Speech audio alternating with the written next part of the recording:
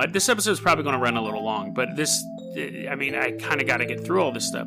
When we look at the buildings that have been covered up in the mud, they were built pre-1860s. It's not like houses that were built in the 1970s are a foot deep. All of the buildings that have this mud problem, where basically the street level is where their second story would be, are all built before the 1860s.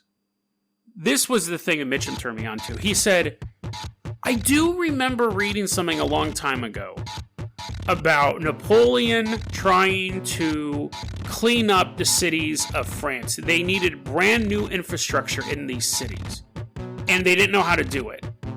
It might be related to that.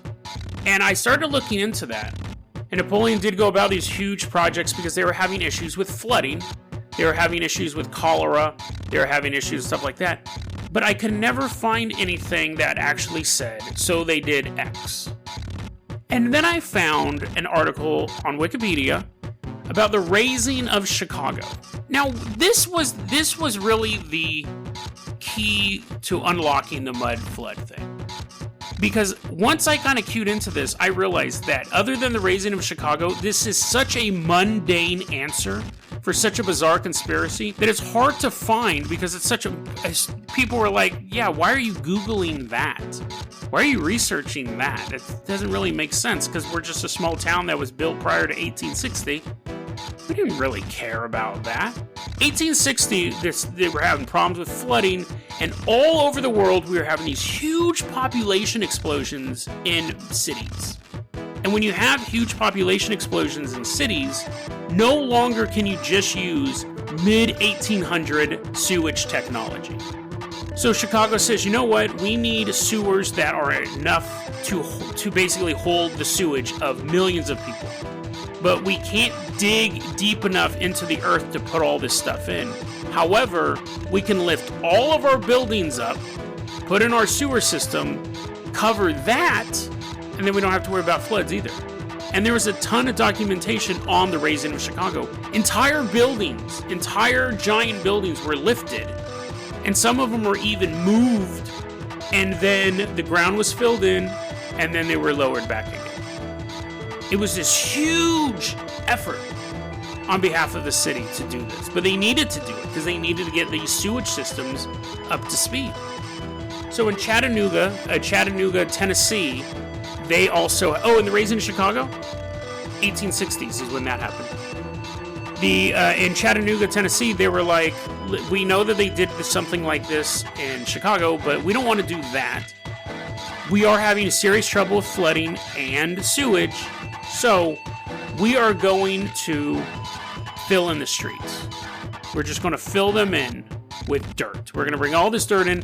And this was the thing. It was, and I think this was a component with a lot of these other cities, and that's why there's not a ton of records on this stuff. It was per building. It was your job as a building owner to raise your street level, because otherwise in Chattanooga, they were having serious trouble with flooding. They could not control the flooding in the area. So they said, floods cause disease. We're having cholera outbreaks.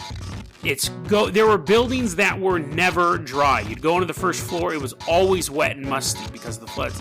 They said, we have to raise the city by a couple feet, by 8 to 10 feet. However, it's per building. So as a building owner, it is your responsibility to do that.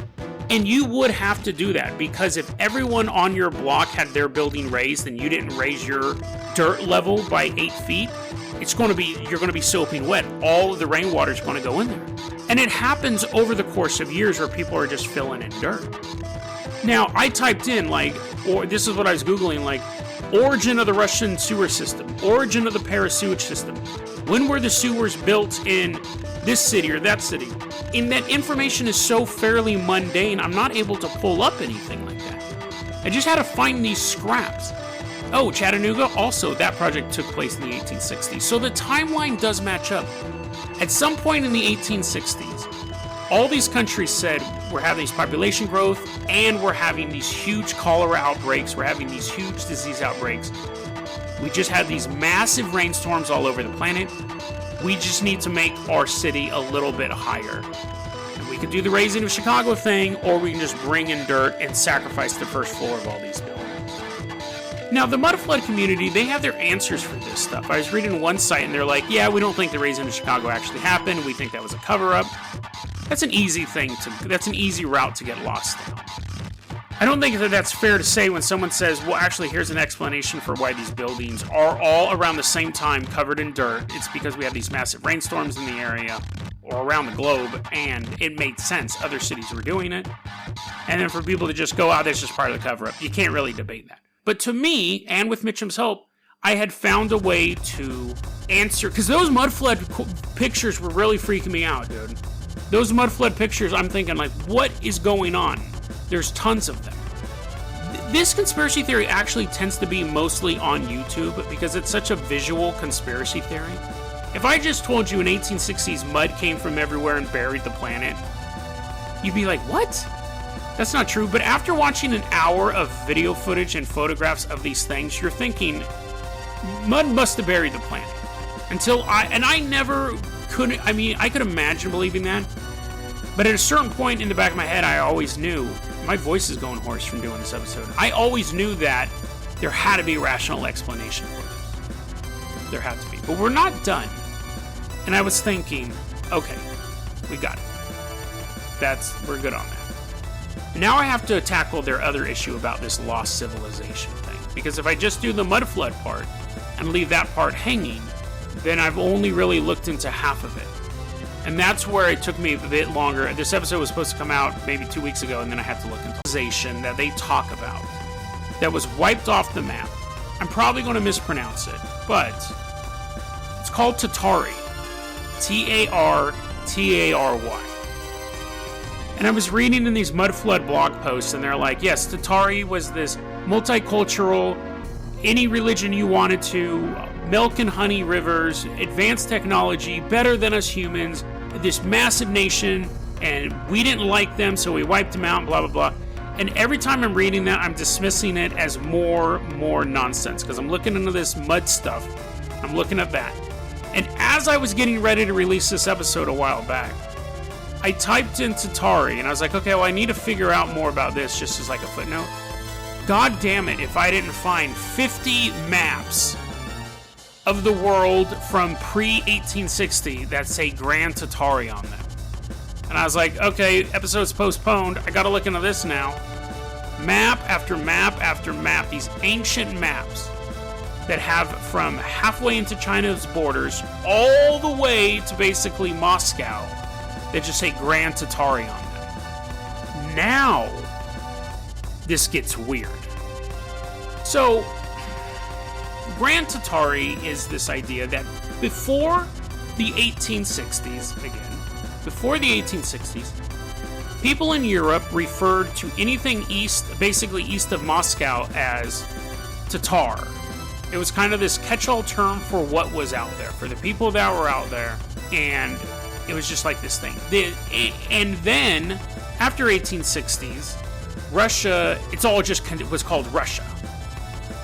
Now, at first I'm thinking, well, that's kind of like how Persia exists, and then like the 1930s, Iran says, we'd prefer to be called Iran. We're not Persia anymore.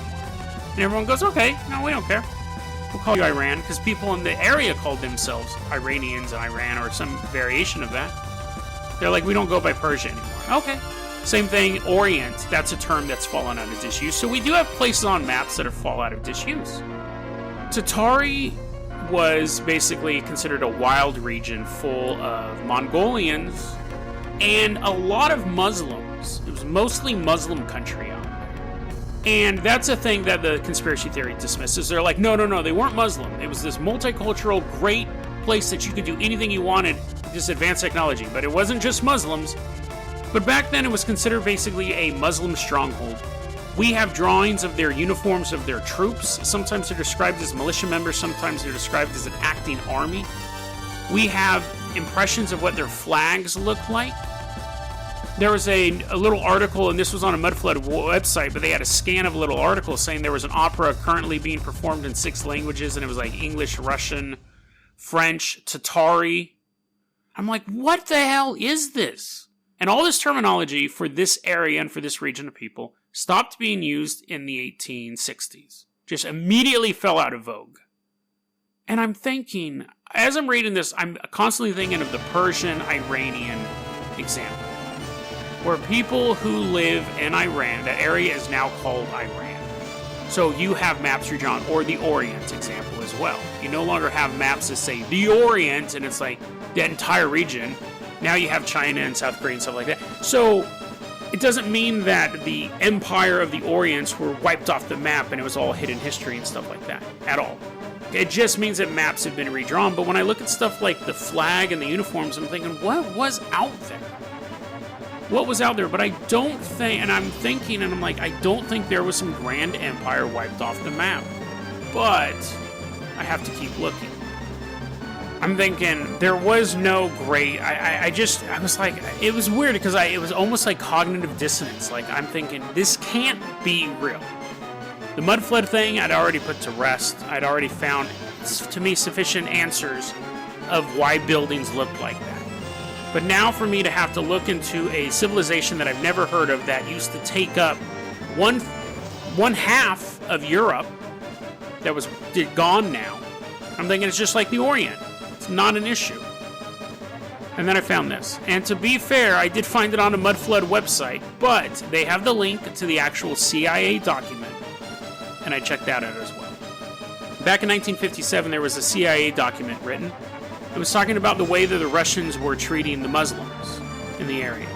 How they basically at first said, you guys are all welcome here, you're welcome to be here, but how this, at the point in 1957, the Soviet Union, but how they were saying how they were actually subjugating the Muslim populations of the Soviet Union altogether. And this is a document written in 1957 from a CIA operative or researcher, however you want to put it.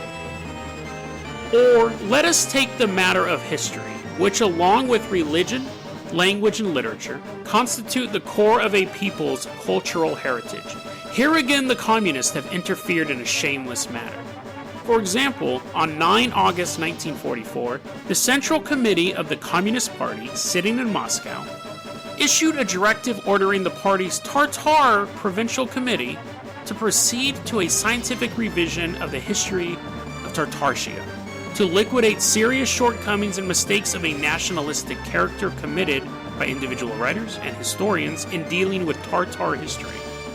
In other words, Tartar history was to be rewritten, let us be frank, was to be falsified, in order to eliminate reference to great Russian aggressions and to hide the facts of the real course of Tartar-Russian relations. And this was no isolated case. In every Muslim area within the USSR, historians on orders of the Communist Party have rewritten history to distort the facts so that the Russians appear always in a good light. Needless to say, histories which present the facts truthfully have been withdrawn and destroyed, so that the present and future generation of Muslims are forever denied the chance of learning the true facts of their nation's past. I don't think that the Great Mud Flood happened. I think that there would be way too much evidence of that all over the world, and there really isn't.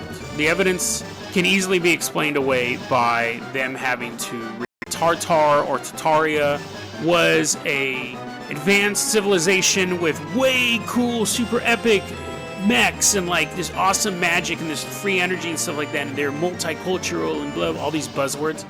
I think it's absolute trash. I don't believe that at all. But the idea that there was a nation within the past 100 years that was basically wiped off the planet and then actively suppressed to the point where the CIA is talking about it in 1957. I mean, it could have been an alliance of city-states type of thing, so they did have like flags and stuff like that and uniforms, but it was never a great world power. I'm sure there are a lot of countries and regions that have changed names over the years, like the examples that I've previously given. But something about it still, the Tartar part, something about it still just doesn't sit right with me.